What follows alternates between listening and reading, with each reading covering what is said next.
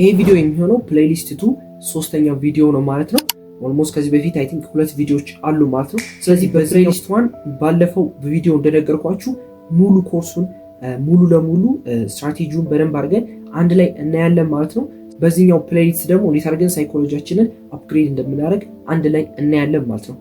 ስለዚህ ቪዲዮ መርዘም የለበትም ማለት ነው። ስለዚህ ቀጥታ ወደ ፖይንቶቹ እናልፋለን ማለት ነው። ስለዚህ ቀጥታ ወደ ቪዲዮ እንሄዳለን። ስለዚህ ሰብስክራይብ ማድረግ መጀመሪያ እንዳትረሱ። ወደ ቪዲዮ እናልፋለን። ስለዚህ የመጀመሪያ የሚሆነው ሉዝ ማድረግ ፓርት ኦፍ ዘ ጌም ብላችሁ ራሳችሁን በደንብ አድርጋችሁ ማሳመን አለባችሁ ወይም ደግሞ መቀበል አለባችሁ። ምክንያቱም እያንዳንዱ ጊዜ ፕሮፊት ሴኪዩር ለማድረግ ብቻ ትሬድ ማድረግ የለባችሁ። ምክንያቱም ፕሮፊት ብቻ የምታደርጉ የሚሆኑበት ጊዜ የሚመጣው ሙሉ ለሙሉ ከስተታችሁ ስትማሩና ስትራቴጂያችሁን በደንብ አድርጋችሁ አይደንቲፋይ አድርጋችሁ ከጨረሳችሁ በኋላ ነው ያ ነገር እየመጣ ነው። ኢቭን ፕሮ ትሬደሮች ሁላ አስተውላችኋቸው ወይም አይታችኋቸው ከሆነ በደንብ ነው ሎዝ የሚያደርጉት። ግን አንድ ዊን ትሬድ የእነሱን ሙሉ ባድ ትሬድ ከቨር ታደርጋለች። ኢቭን ከቨር አድርጎ ለራሱ ፕሮፊት ውስጥ ነው የምታስገባቸው። ስለዚህ በደንብ አድርጋችሁ አይደንቲፋይ ማድረግ ያለባችሁ ፐርፌክት ወይም ደግሞ ፐርፌክሽን ጠብቃችሁ ሳይሆን ትሬድ ማድረግ ያለባችሁ ቀን በቀን 1% ለመሻል ወይም ደግሞ የእናንተን ስትራቴጂ በደንብ አድርጋችሁ አይደንቲፋይ አድርጋችሁ ለማወቅ በደንብ አድርጋችሁ እሱ ላይ ነው መስራት ያለባችሁ ማለት ነው። ስለዚህ ሁለተኛው ፖይንት የሚሆነው ማለት ነው አንድ ሴትአፕ ላይ አንድ ፔር ላይ አንድ ስትራቴጂ ላይ በደንብ አድርጋችሁ ማስተር ማድረግ አለባችሁ። ኢቭን ገና እየጀመራችሁ ከሆነ በደንብ አድርጋችሁ ሶስቱ ነገሮች ላይ አይደንቲፋይ ማድረግ አለባችሁ። ስለዚህ እነዚህ ነገሮች በደንብ አድርጋችሁ የምትለዩ ከሆነ ወይም ደግሞ አንድ ፔር ላይ አንድ ስትራቴጂ ላይ ማስተር የምታደርጉ ከሆነ ከዛ በኋላ ያንን ነገር እየለመዳችሁ ነው የምትመጡት። ምክንያቱም ከአንድ ፔር ወደ ሌላ ፔር ስትዘሉ ወይም ደግሞ ከአንድ ስትራቴጂ ወደ ሌላ ስትራቴጂ ቴስት እያደረጋችሁ ስትሄዱ ወይም ደግሞ ኦቨር አናላይዝ እየሰራችሁ ስትሄዱ በጣም ጥርጣሬ ውስጥ ነው የምትገቡት። ስለዚህ ኢቭን ኤ ፕላስ ሴታፕ ብትሆኑ ያንን ትሬድ ሳትገቡት ፖዚሽን ሳትከፍቱበት እያያችሁት ያ ትሬድ ያመልጣችኋል ማለት ነው።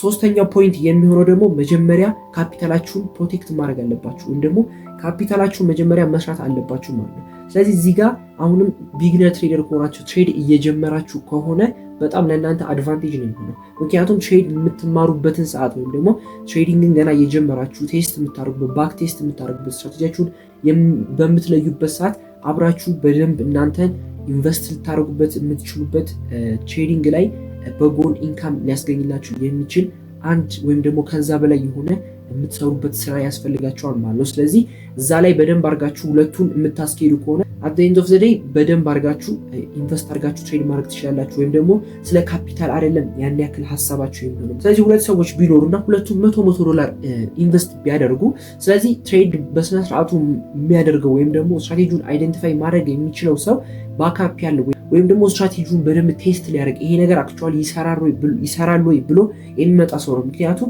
ያንን $100 ብታጡት እናንተ ጋር አፌክት መሆን የለባችሁ፣ ብትጎዱ አይገባም።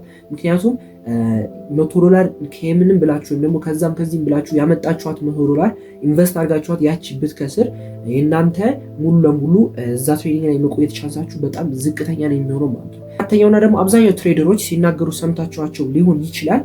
ስለዚህ እሱም የሚሆነው ኦቨር ትሬድ አታርጉ።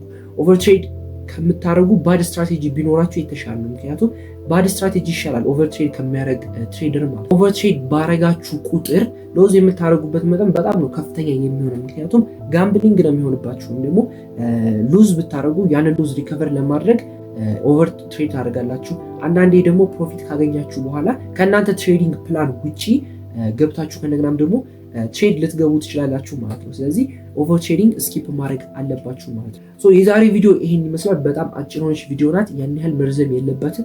ስለዚህ ይሄንንም በፓርት እየከፋፈልን እስከ መጨረሻው ድረስ አፕዴት እያደረኳችሁ እንሄዳለን ማለት ነው። ስለዚህ አንድ ላይ ሪል የሆነ ኮሚኒቲ ቢልድ እናደርጋለን ማለት ነው። ስለዚህ የኔንም ፉል ፕሮግረስ አሳያችኋለሁ ማለት ነው። ቀን በቀን ሎስ ሳደርግ ዊን ሳደርግ እያንዳንዱን ነገር እንማርበታለን ማለት ነው፣ እዚሁ እኔው ከምሰራው ላይ ማለት ነው።